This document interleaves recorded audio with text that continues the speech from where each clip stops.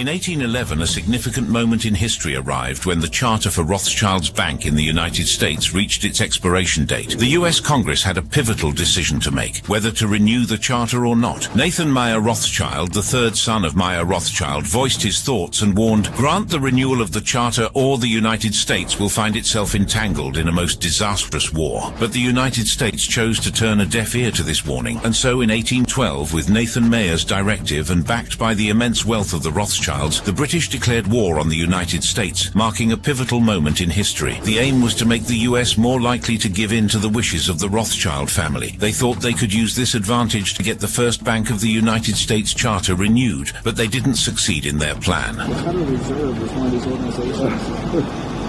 It's one of these organizations that a lot of people say is the source of main products all across the world, because it's a private bank that was started by your family. No, it's completely untrue. I was asked that earlier. In our family, we've always tried to keep love in the family.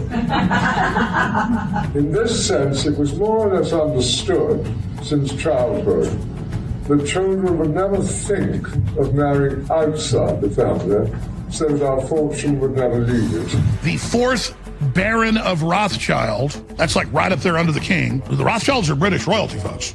Right after they took over the British stock market. That's why there's photos of Rothschild poking Prince Charles in the chest and ordering him around. There's nothing legitimate about the British crown.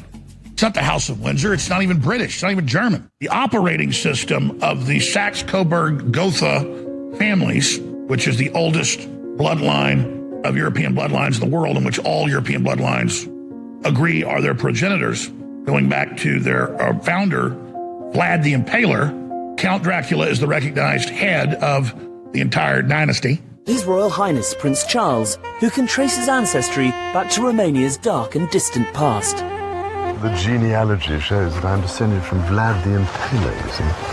So I do have a bit of a stake in the country. As it were. But the point is it's frauds on top of frauds on top of frauds. And I love the fact that 20 years ago, if Lord Rothschild died, no one would even talk about it. It'd barely be in the news, because they're very good at hiding their power. They've built a worldwide empire that spans numerous industries, but it's not about leadership. It's about control. The Rothschild family empire does the same thing that a lot of other billionaire families do. They control everything but own nothing, so their names never show up on ownership of any entity that requires them to reveal who the actual stockholders are. Or they own shell companies, who in turn buy up other companies' stock and control it in the shadows of company secrecy. But now everybody knows and understands that the Rockefellers and the Rothschilds, and what they have is an incredible disgust for the public, an arrogance that is just immeasurable. You know, your family committed all these acts against society, but we just want to let you know the New World Order has no legitimacy.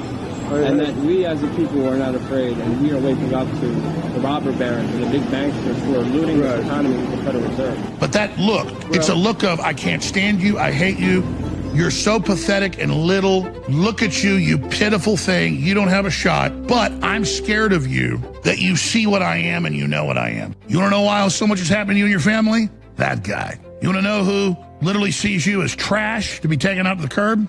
That guy. And when you follow Disney and Hollywood and the media and the Democrats and the establishment, you are following those people, ladies and gentlemen. I'm David. What if? What if we? And then what fills in the blank is up to you. It's only young people who can make a difference in the world. That's a great generalization, but more or less it's true. The United Nations and other international organizations or global organizations have a tremendous need for the active engagement of young people. And I mean really young. And let me tell you, that whole sycophantic society of the royals is another thing that compromises so many good people in the UK. See, I'm here to recruit people. I'm not being recruited. I do the hanging. Your orders were to keep this covert. Do you even remember what that means? The administration realized what we're doing. They'd hang us both for treason. Nobody is gonna hang us for treason. We do the hanging. Now, my point is, I'm not trying to jam glass in anybody's carotid artery. I want to jam it into the jugular of the New World Order's lies.